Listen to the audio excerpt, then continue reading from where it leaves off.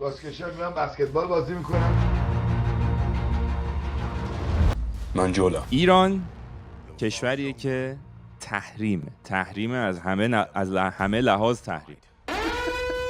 شما وقتی تحریم باشی یوتیوب، گوگل RPMی برای ایران در نظر نمیگی، یعنی ویورای ایرانی رو اصلا حساب.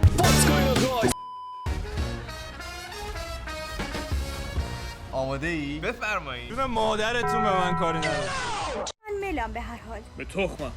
یه رنگ منو بخوری یا زیگزاگ تو کوچه میری.